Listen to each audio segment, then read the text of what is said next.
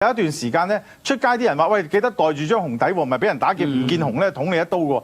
由一個咁嘅社會進步到而家，我哋嘅個人嘅 GDP 或者係整體個成個社會係進步咗咁多，有啲乜嘢你哋仲唔滿意咧？議員要爭取喺議事堂嘅，我覺得唔係用粗口。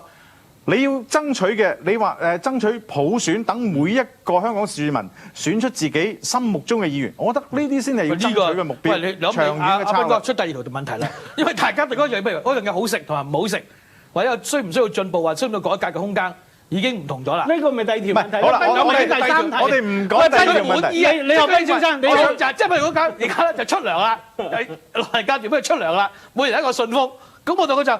有冇搞錯啊！你不拉咁樣，跟住不過就有咩唔滿意啫？而家你以前冇錢，你做乜買架費？叫你上嚟啊，做嘉賓你冇錢嘅，你知唔知啊？咦有你仲喺度講，仲要貼錢啊，海底貼。即係我覺得呢個就 OK 㗎啦。喂唔係阿超人，睇嚟李學斌先生好似去錯節目啊！喂，我哋要醒下，我哋個路人甲丙啊！我想講俾你聽，你係咪去錯周日不講憤怒？佢變咗弱勢㗎。唔係，我都係講緊嗰樣嘢，就係話嘅。喂，咁你譬如你喺度拗緊一樣嘢，就話唐英年係咪講粗口？佢咁講又得，我咁講唔得，咁對個社會有改變到咩？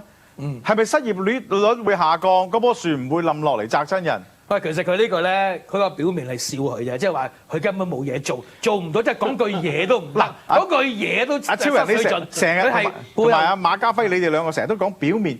喂，而家市民就係睇表面啊嘛，你睇唔到你背後做咗啲乜嘢噶嘛？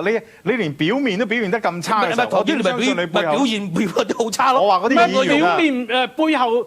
咪做嘢咯，唔使俾你睇嘛！阿斌哥就話唔到嘢啊嘛！依家市民睇表面，唔通你市民睇表面，我就淨係俾你睇表面啊！我最緊要背後真係做咗啲嘢，問題媒體冇報啊嘛，明唔明啊？咁等於我哋除咗喺節目度鬧，我哋背後三個人做咗好多嘢，衝擊下唔怕嘅。啱啱咧，導演咧就同我哋講咧，佢話由於時間關係咧，咁咧就佢見你哋咧好怒嘈，就話問候你兩位，叫你哋唔好咁怒嘈，而家休息一陣。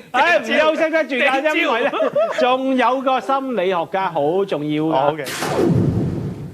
近期喺議事堂有啲議員爆粗，好多人從政治角度分析、教育角度分析，全部都係錯，應該從超心理學角度分析。其實三位議員咧都係患咗抑鬱症，情緒得唔到發泄。嗱，好似黃議員患嘅就係選後抑鬱症。當佢當選完議員之後咧，佢就唔開心啦。原來佢發覺唔適合做議員，佢根本就中意做翻節目主持人。佢做節目不嬲都係有佢講冇人講，而家議事堂講得嗰3-4分鐘，梗係唔開心，唔開心咪抑鬱啦，一抑鬱唯有就爆粗啦。咁至於長毛議員患嘅就係飯後抑鬱症，唔係食飽飯之後抑鬱喎，係范太走咗之後嘅抑鬱症。佢對范太係一種特殊嘅感情，而家范太唔喺度變咗曾主席，當然就唔開心啦。咁所以唔開心就會抑鬱，一抑鬱就要發脾氣，跟住就爆粗。至於陳議員患嘅就叫做問候抑鬱症，呢個好簡單，佢好中意問候人。而家4圍問候，咁遲啲會發展到咧問候埋你屋企人啊，問候埋令尊翁啊，問候埋特首。咁呢個好簡單，而家我哋根治咗佢，以後就唔會亂咁問候人㗎啦。3個其實都係情緒病，早啲發現咗問題，好易醫治嘅啫。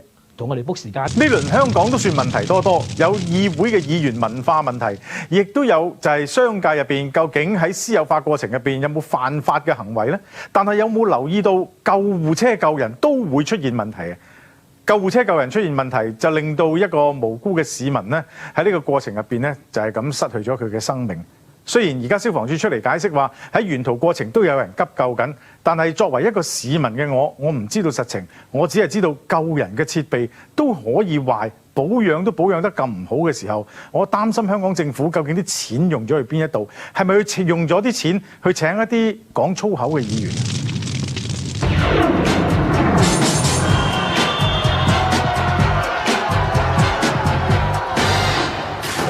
翻嚟老人甲乙丙啦，大家唞順條氣啦嘛，係嘛？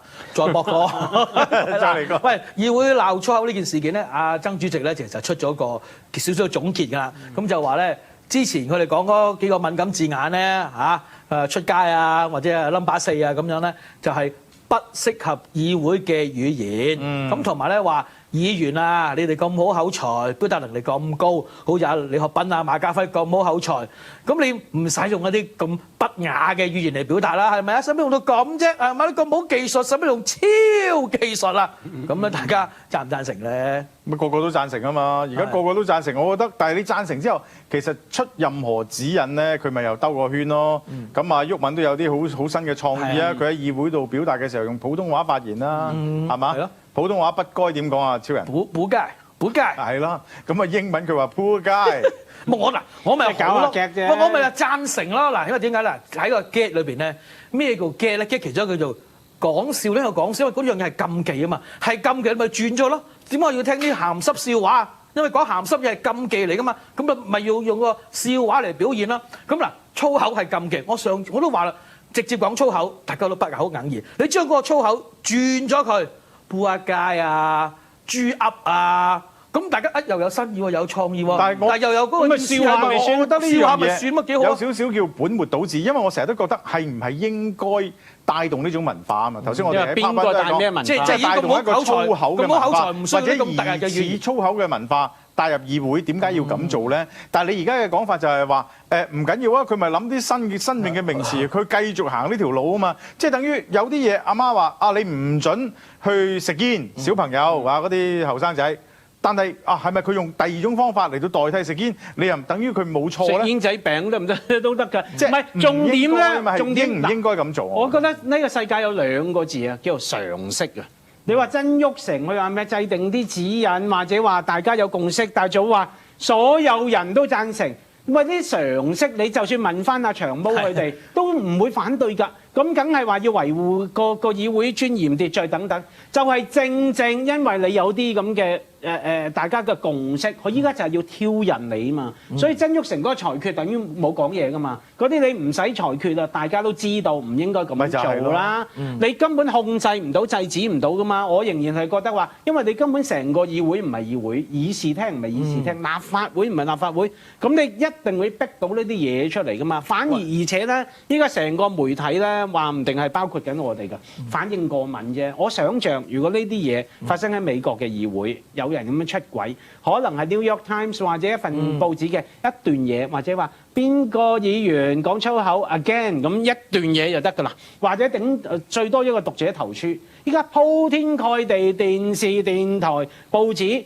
咁好似佢對呢樣嘢惶惶不可終日，我覺得咁樣先至會真正咧將個粗口議會文化固定咗落嚟啊，變成中心點。其實唔使咁緊張㗎。我同意你呢個講法，但係亦都唔同意你較早之前嘅論點咧，就話個議會文化或者而家本身嘅議會咧，簡單啲嚟講咧啊，我唔知道我有冇即係理解錯，就而家個議會或者政府做緊啲嘢係廢嘅，根本就好悶，所以係需要呢啲人咧嚟到衝擊下佢，話俾你哋聽，你班人喺度廢噏。係咪咁嘅意思？我話廢嘅意思咧係話成個議會嘅規則啊，唔止係當我哋話啲嘢做得唔好嘅意思就係話咧，你唔夠能力做得唔好嗰個固然啦。我哋如果唔係都唔使有呢個節目嘅重出江湖啦。問題就係話成個議會啊，又冇直選，又選出個成個遊戲規則冇普選嗰啲嚇，咁呢個咁嘅議會咧，不成為我哋大家覺得文明社會嘅議會啊，等於話特首啫嘛。喂，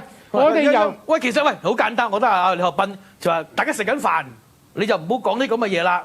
係咪咁嘅意思？即係唔係咁嘅意思？即係大家即係議會食緊飯，大家套遊戲規則，你就揀啊講爛口啊，講粗口啊，講諧音粗口咁樣，搞到咧都即係好唔妥當啦。咁係咪嗰個氣氛唔係幾好？如果我套用翻你食飯嗰樣嘢講去馬教授講嗰樣嘢咧，我就覺得咧，因為我本人咧就成日都覺得，而家我哋冇嘢嘅喎，香港政府成個架構啊，或者議會啊，即係。